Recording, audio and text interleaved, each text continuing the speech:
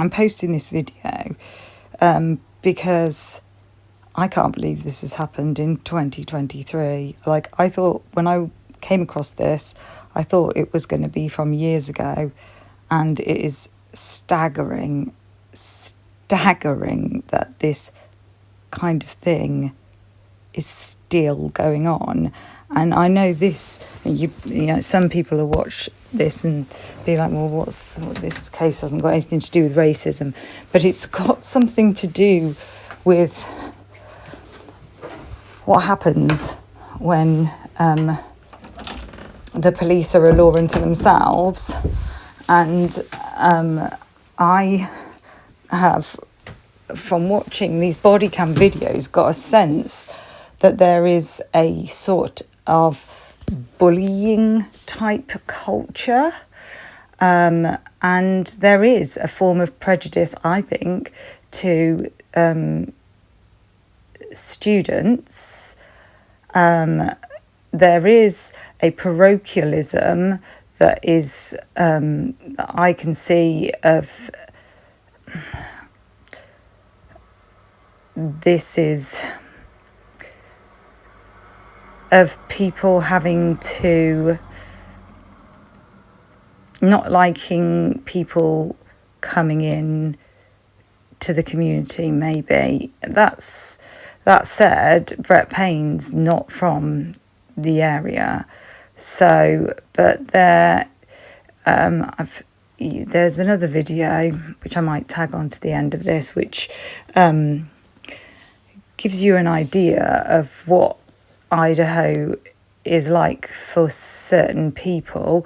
And there is a mistrust of outsiders. There's also a video that I've posted of a police officer, like he was talking about July the 4th weekend coming up and people from Washington coming in and drugs. And so he, you know, in his mind, sees Washington plates, drugs, we check them. That's what's in his mind. So it's a mistrust of people from other places. And I have to say, and I'm not the only person who's picked up on this, that there seems to be some misogyny. There's a misogynistic air, and that's reflected in some reports not being taken when things have been reported by females. I've also noticed there's quite a few arrests of females, and I feel like there might, although I don't know, it's really hard to figure out what's going on, because it's just I just am getting a sense of there being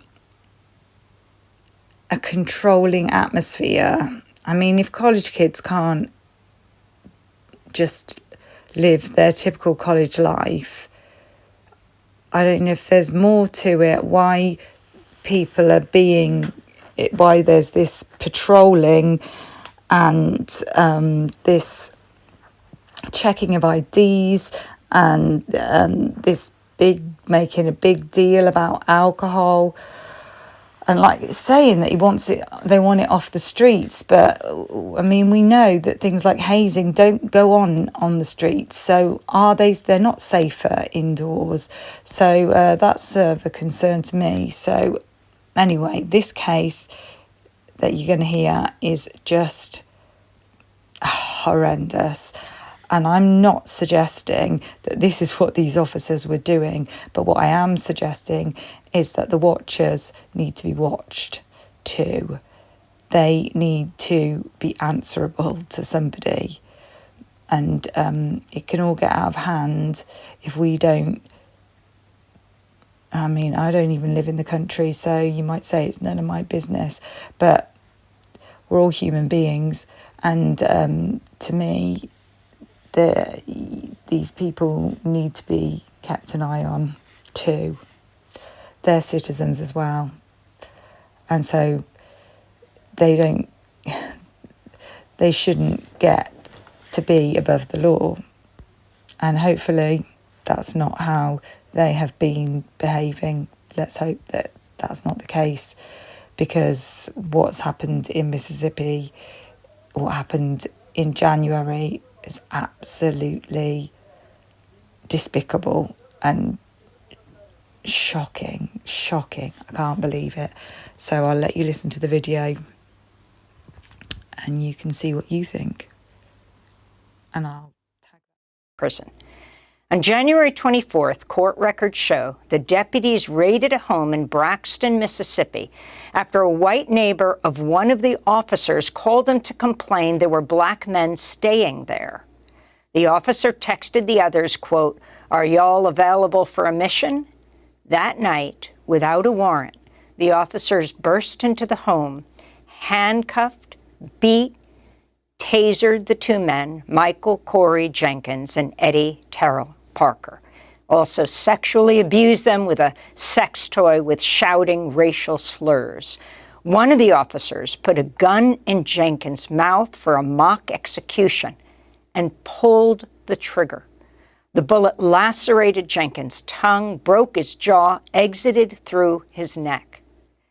This is U.S. Attorney Darren LaMarca last week announcing federal charges against the former officers for the attack.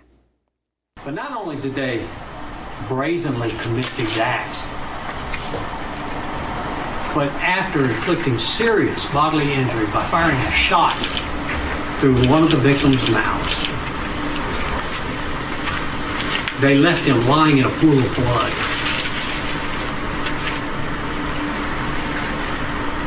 Gathered on the porch of the house to discuss how to cover it up. What indifference, what disregard for life. After the attack, Michael Corey Jenkins was actually charged with a felony based on methamphetamine the officers said they found in the raid. But records show that was a lie, and the charge was dropped. In fact, the deputies planted drugs to devise an excuse for the raid and also stole surveillance video from the house. Their body cameras were off. Court documents said the officers used the name Goon Squad, quote, because of their willingness to use excessive force and not to report it. The Associated Press found the deputies were linked to at least 4 violent attacks on black men since 2019. 2 of the men died. For more, we're joined by Michael Corey Jenkins and Eddie Terrell Parker, as well as Malik Shabazz, a civil rights attorney with Black Lawyers for Justice who's representing them. We welcome you all to Democracy Now! Malik, let's begin with you. Can you talk about how this case was exposed, how we saw these officers charged, and what you understand about their background, this not being the first vicious attack? Okay, thank you for having us on. I want to say before we get started that Michael and Eddie will only be speaking, that they cannot speak about the specific details of what happened in that house that night, but they can talk about their reactions to the guilty verdicts and to their pain and suffering. And Michael is suffering because half of his face is numb. But because we have sentencing coming up, so we're under certain sensitive legal guidelines. But we're happy to be on with such a progressive audience. This case was brought to light through the determination of Black Lawyers for Justice, of myself as the attorney for Michael Jenkins and Eddie Parker, and Mississippi Counsel Trent Walker. From early January, we have advocated strongly and vigorously in every way, and we have worked with community activists in Mississippi and throughout the country in order to bring the truth that is coming to light today, that these defendants, Hunter Elwood, Christian Dedman, Brett McAlpin, Middleton, Osdike, and Joshua Hartfield, that they're called the Rankin County Goon Squad. They're known in the community as the Rankin County Death Squad. This has been occurring for a long time under the leadership of Sheriff Brian Bailey, who should be the subject of criminal investigation also. And they have been getting away with this so long that they felt emboldened to act in such a radical and callous way on that night of January 24th, 2023. But it's through persistence. It's through intense legal advocacy, with us advocating to the U.S. Justice Department, collecting evidence and applying legal pressure and all kinds of pressure to bring about what is now historic. Last Thursday, these 6 defendants pled guilty to 14 federal criminal charges. They'll plead guilty to more state charges Monday.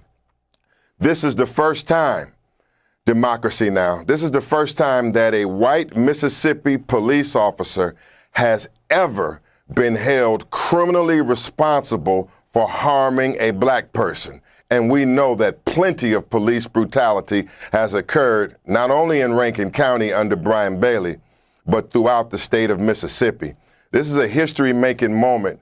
I'm just so sorry it had to come on the backs of the pain and the suffering, the torture and the shooting and the abuse and waterboarding of Michael Jenkins and Eddie Parker, our clients. I can't bear to go to Michael Jenkins and Eddie Parker meeting you in this way for what you went through that horrific January night. But I'm wondering if each of you could respond to the guilty plea of these officers and what it means to you that some of them may be facing life in prison. Michael Jenkins, let's begin with you. I feel great that we're finally getting justice after months. At first they didn't even believe us. For a while I didn't think they were gonna even get a slap on the wrist or anything, but I feel great about it. And I know it's difficult for you to talk with the gun in your mouth. The police shot you through your mouth, lacerating your tongue. It went through to your neck, shredding that area of your neck. I am only glad that you can be with us today. Did you think you were going to survive that night, Michael? No, ma'am. No, ma'am. I'm still going through pain right now. My whole face numb, my mouth hurting right now as we speak. And Eddie Parker, if you can talk about your response to this plea deal. It's a long time coming.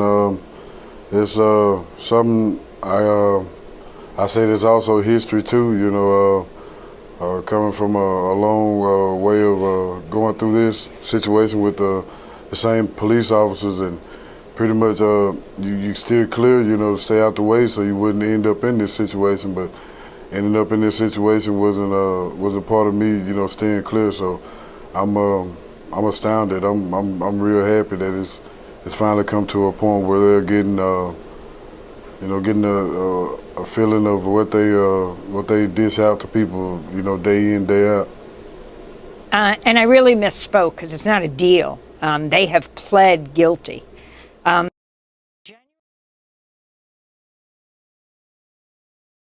So they issued a warrant for my arrest over 15 cents. So, dude, I'm locked up for like 2 weeks, not even knowing why I'm locked up because the judge is snowed in the middle of a blizzard and can't give them the information. So, dude, I ended up getting transferred from Kootenai County Jail to a grain silo. You know what a grain silo is? Yeah. Yeah, they held me in custody there in my underwear with the farmer with the shotgun. And then they transferred me to Moscow, Idaho. What? And then they transferred me to Lewiston. And then they put me back in the city that it originally occurred. And when I got there, the bailiff said, "What are you doing here?" He remembered me from the first time I was there 2 years ago. I said, "Bro, I don't even know why." He says, this is messed up. He was like, he knows I'm a good person, dude. Like I said, come to find out, it was over a 15-cent clerical mishap on their behalf, and they ended up releasing me in the middle of a blizzard. Once again, stuck in the middle of the state of Idaho, which is a very long state. There's, it's not an easy state to just get out of. There's no Greyhound stations, or, your family's not going to drive 8 hours through a blizzard to come get you typically, but, I'm from this region and I understand the mentality, and Spokane's no better. Washington's no better. It's very scary, right? For example, what do you think that is, though? I think it's for self-preservation. I don't want to get into politics or race or, but it's more or less about preservation. It's such a pristine and beautiful state, right? One of the most beautiful areas, that whole region, Eastern Washington, Idaho, Western Montana. You know that there's a creator when you get to this area. When you see clear rivers and mountains so tall where it hurts your neck to look up at, and air so crisp and pure, and everything's pristine, right? The people that originally settled there, and my family's some of these people. My family's been in this region for over 200 years, so they want to preserve it for themselves. So anything that is not akin to that, they reject, and they will go above and beyond and out of their way to make you feel as unwelcomed as possible, until you damn near just end up moving out of the state. From Arkansas to Spokane, it's 2,500 miles, right? For me to drive. The most torturous and tumultuous part of that whole trip is the 60 miles I have to go through of Idaho. When you cross from Montana, go through northern Idaho to get to Spokane, at 60 miles or so. It's the worst part. It's like going through a gauntlet, dude. There's state patrols on both sides, and what they do is, if you got out-of-state plates, they're on you, and they're picking you out. They're pulling you over. They're searching your vehicle. They're violating all your constitutional rights, even when you let them know that you're aware of your constitutional rights. Yeah, Indiana does a great job at that as well. You can see that because of Brian's pullovers. So I'm very familiar with this region and what they do.